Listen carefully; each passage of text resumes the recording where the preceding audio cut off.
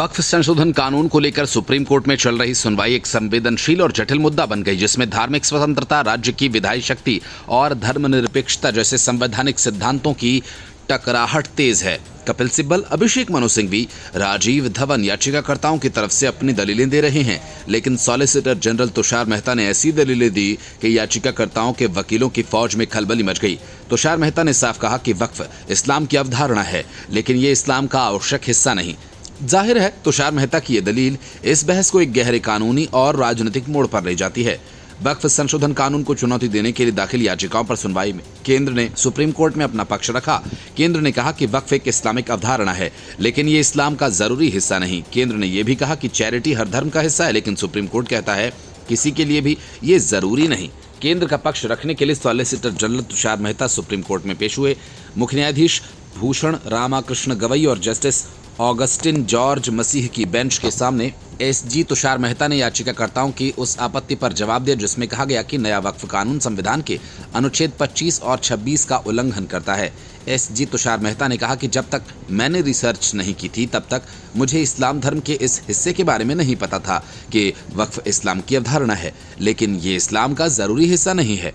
उन्होंने कहा कि चैरिटी का कॉन्सेप्ट हर धर्म में मौजूद है, ईसाई धर्म में भी, लेकिन सुप्रीम कोर्ट कहता है कि किसी के लिए भी ये जरूरी नहीं। एसजी तुषार मेहता ने कहा कि हिंदुओं में भी दान देने जैसी चीजें हैं और सिख धर्म में भी ऐसा ही है, लेकिन किसी भी धर्म में इसे जरूरी नहीं बताया गया। एसजी मेहता ने कहा, अगर मान ले कि मुस्लिम समुदाय के ज्यादातर लोगों की फाइनेंशियल स्थिति ज्यादा अच्छी नहीं है और वह वक्फ नहीं कर पाते हैं, तो क्या वह मुस्लिम नहीं होंगे? ये सुप्रीम कोर्ट की ओर से किया गया एक परीक्षण है, ये निर्धारित करने के लिए कि कोई प्रथा आवश्यक धार्मिक प्रथा है या नहीं। उन्होंने कहा कि किसी भी धर्म में चैरिटी करना जरूरी नहीं, इसी तरह इस्लाम में वक्फ है।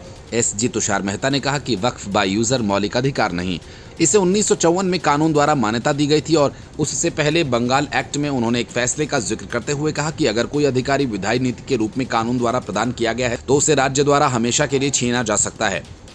याचिकाकर्ताओं की आपत्ति मुख्य रूप से संविधान के अनुच्छेद 25 धार्मिक स्वतंत्रता का अधिकार और अनुच्छेद 26 धार्मिक संप्रदायों को अपने धार्मिक मामलों को प्रबंधित करने की स्वतंत्रता के उल्लंघन पर आधारित है। उनका तर्क है कि वक्फ एक धार्मिक प्रथा है जिसे राज्य के हस्तक्षेप से संरक्षित करना चाहिए। यही वजह है कि तुषार मेहता ने सुप्रीम कोर्ट में ये दलील दी कि वक्फ इस्लाम का जरूरी हिस्सा नहीं, बल्कि एक परंपरा है जो धर्म से जुड़ी जरूर है, लेकिन उसका अभिन्न हिस्सा नहीं। अगर वक्फ जरूरी हिस्सा होता तो हर किसी के लिए वक्फ करना जरूरी होता, लेकिन इस्लाम में ऐसा नहीं। वक्फ करना लोगों की अपनी मर्जी पर है।